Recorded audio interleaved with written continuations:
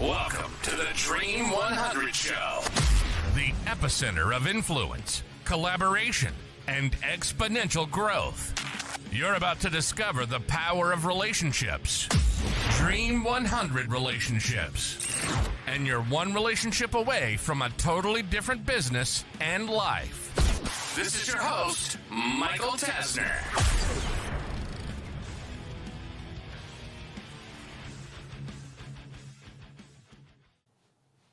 Where has the attention gone? In today's episode of the Dream 100 Show, I want to talk through agentic search. And as a marketing person, and a lot of marketing people listen to our show, we've got business owners, there's lots of different people that tune in every week, and I'm so grateful to have you here, and I'm going to continue delivering each and every single week, and hopefully in the near future, more than once a week. But what's been interesting to me is that this AI bandwagon around search is a little bit of a faux-pas topic. So I want to talk this through today, and I'm going to give you two core actions, both of which are pretty easy. So if you pause for just a minute, what I'm looking for you to look around and start to make a statement and then ask a question. I'm looking for you to look around at how people are currently using tools like ChatGPT, Claude, Grok to get information. Now in this case, I don't want to talk simply about how are they using it to draft an email response or different things like that. But I want you to start to look and see, are they using it for certain questions? And then I want you to say something like, isn't that interesting? Now, why would you say that? What I found in being a little bit of a futurist is that the easiest way to be a futurist is to make a statement like, isn't that interesting? When you start to observe things that you are not used to seeing on a daily basis, or things that you weren't necessarily paying attention to. And what I challenge you to find is that as you start to look at your spouse, your family, your kids, your team members, that you're going to be saying things like, well, isn't that interesting? I didn't realize that you were asking ChatGPT to recommend cars that you should buy. I didn't know that you were going there and having it recommend holiday gifts for me or for the kids. I didn't know that you were asking for landscaping recommendations or recipes. And I want you to start with this because for some reason, you understand that AI is here, it's coming, it's getting bigger and bigger and bigger. I will continue to say that AI will replace some jobs. It's not going to replace all the jobs, but it's going to replace people that are not using AI. So we'll add a team member that is adopting and using AI. Is it going to replace some jobs? 100%. But it's going to continue to help us get more and more efficient where the outputs can be greater and greater. You still need a human element in most cases. So you understand that. But what I'm not understanding is that you have your business that's getting lots and lots of traffic from Google. And you keep looking at the data, hopefully at least every month. And in a perfect world, you're looking at this data every single week.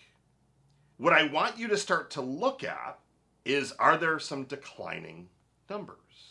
Now, there are a lot of statistics that are out there, and it varies so widely. I don't want to be one of those marketing guys that makes up a statistic on the fly and just throw something at you. But I will give you a range of what I'm seeing. But I'm seeing at this stage of recording that anywhere between 10 and 20% of search has moved from Google over to ChatGPT, Claude, Gemini, Grok, etc.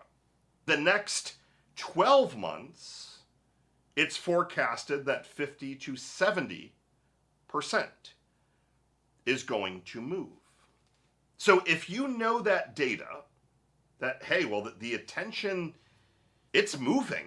And it's moving fast. We're not talking it's going to go from 10% to 11. We're talking like it could go from 10 to 50. When you start to look at your website traffic, when you look at your leads, and historically Google organic leads are among the best for e-com businesses, service-based businesses. We get organic leads every single day. They tend to be the highest quality. They're our favorite leads.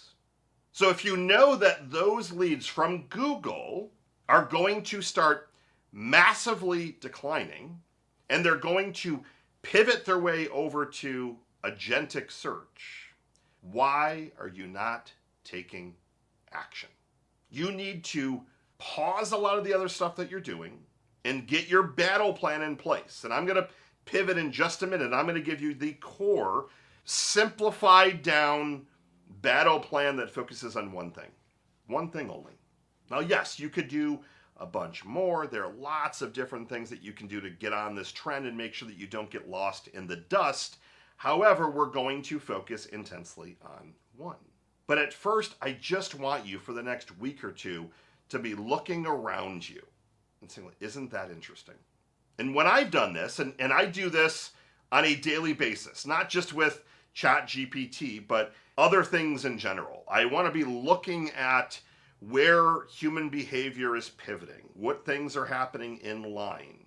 I asked that question when people were doing Pokemon Go. I'm like, isn't that interesting that people are running around with their cell phones to catch Pokemon Go's? So a while back when Pokemon Go was all the rage and people were walking around and literally trying to catch Pokemon with their iPhone, like that is interesting. You have to get inquisitive. You have to be, I wouldn't say a student of life because that's so cliche, but you have to be very, very curious. You have to watch the different things that are interesting that you don't see on a regular basis. So I need you to see it for the next couple of weeks, because what's going to happen is you're going to realize, holy crap, more people are using these tools than I had ever thought. They're doing things that I had absolutely no idea about. So a simple example, I knew my kids were using it to help with homework and things like that. I had no idea that they were using it as a calculator replacement, for example. I had no idea that they were asking for DoorDash recommendations. I had no idea that my 8-year-old daughter was going on there and asking for YouTube video recommendations to watch. I had no idea that she was going and asking for Sora videos to make. I had no idea until I paused and started observing things around me. And that sped it up for me to realize that even the person that's talking about this all day, every day, that uses these tools all day, every day, didn't realize that very close people around me were using them in different ways that I didn't even imagine or think of. And I'm like, holy crap, this is happening at a rate that is unlike anything I've ever seen, or that I promise you that you have ever expected. So that is your step one. I need you to see it so that you can be like, okay, Michael, I got it. I realize that I need to make some pivots. Step two is we're going to talk about how do you actually tackle this. Now, this is a little bit of a controversial topic. There are some people on one side of the fence that say all that you need to do is make sure your website is good, that it's loading quickly, and that Google's happy with it. The downside is that I have all the data, and really, really smart people have all the data to show that ChatGPT looks at things differently. Claude, Grok, Gemini, they look at things differently. It's no longer enough to have a website that's done well for Google. Those days are over. Now, I'm not telling you that I want you to ignore Google. I want you to keep tracking it. I want to make sure that you are continuing to do things for Google as well, but all these other things need to be done above and beyond.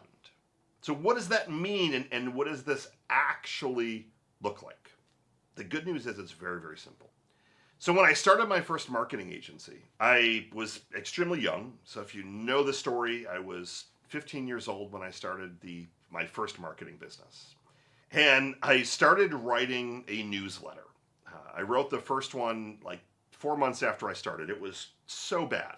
Had a small email list, but I started writing an email talking about the year in review and then what I was forecasting for the upcoming year. Like what trends, what do I think is going to happen? Now, in that case, and we're talking 25 years ago, so I know I'm aging myself, there were very limited places to go to figure out what was trending. Like you were hearing things from like black hat SEO websites, and there was a website called Stompernet way back when of marketing people, and like you were, I don't even know where they were finding their information, but there were limited sources. But there was one thing that I wrote for almost the last 20 years, publish this every year. The one thing that I wrote from that year and then year after year after year, people probably are like, well, is this just a copy and paste? I started every one of those newsletters with content has remained king. When I look at how you can ensure that you thrive with AI search, how you can make sure that whatever business you're in does not get wiped off the map, like it literally is the equivalent of you being, let's say, number 150 in Google versus being number 2. Number 2 might get 50% of the traffic. You're going to get 0. Like you're literally wiped off. The best way that I have learned how to dominate with AI search, simplified down, is through content. So if you look at what AI agents and these language models, what are they? They're pulling all of this content from all over the internet and from all different places. They're not just making random stuff up on the fly. It's pulling it from somewhere. Now, it might not put it together the right way perfectly, but it's pulling stuff that's already been published. And if you look at it and you ask anything to ChatGPT, you don't just get a one-line reply. You get a pretty thought-out reply. You get meat to that reply. It's like, well, yeah, you can do this and this and this, and there's a lot of good context. You can have a conversation with it back and forth. You can hit the audio button and have a voice conversation back and forth. That's one of the main reasons people are switching, is that they like that conversational aspect. They like the personalization that it's giving. It's night and day of what happens on Google. You got to scroll through sponsored listings. You got to scroll through Google Guaranteed, the different Google business profiles until you start to get to some other stuff. Like, it's not great. When I can go to ChatGPT and get my answer in 30 seconds and it gives me 1,000 words and I can have a conversation back and forth and it knows my behaviors even better than Google. But it's content. And it's feeding that content back to people from different places. So what you need to look at is, what is your content strategy for the next 6 to 12 months?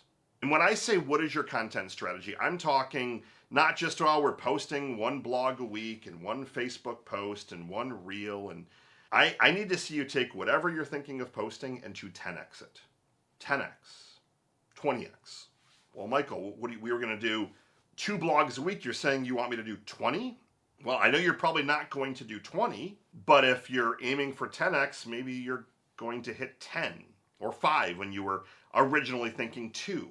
At this stage of the game, content is continuing to be king. The better content you can put out, the better off you're going to be. So I'm not just talking social media posts, I'm talking, I was going to say 500, like 20-page PDF documents that go into your industry, helpful, authentic content that has graphs, charts, content that uses references where you're saying, I'm referring to this site. Really, really good content. And I'm not just talking once a year, I'm talking you publishing multiple ebooks, white papers, 2,000 to 5,000 word blog posts, tons of social media content, videos, graphics, as much content as you can possibly put out over the next year. And I want you to spread this stuff out also to where you're not just posting it on your website, you're putting it there, it's going on LinkedIn, it's going on other social media platforms. You're submitting stuff to Wikipedia. You're going on Reddit conversations and adding value there with long form posts. What's interesting is if you look at ChatGPT, you ask for something, it'll tell you where it's sourcing it from. So you'll start to see, well, what does it like? What is Grok like versus Claude versus ChatGPT? But the common denominator is content. Content. So my ask for you today is, what are you going to do? What are you going to do to start to move the needle so that you are able to survive the doom and gloom of Google? If you know that it's data back, that this is where the attention is flowing, and you sit here and do absolutely nothing, you will be left in the dust by people like me, the people we're working with, the people that actually take action. Now, the good news is, you don't have to have a panic attack. Oh my, he wants all this content. Well, where do you think we're going to also get the content from? We're going to use tools like Manus and ChatGPT and Jasper and all these other tools to also produce these assets. So you're not having to go hire 20 different people to do this stuff, but you have to start now. Tune in next week. We're going to continue with the trends that are going to shape the next 6 to 12 months and beyond. It's Michael Tasner signing off. Good morning, good afternoon, and good night.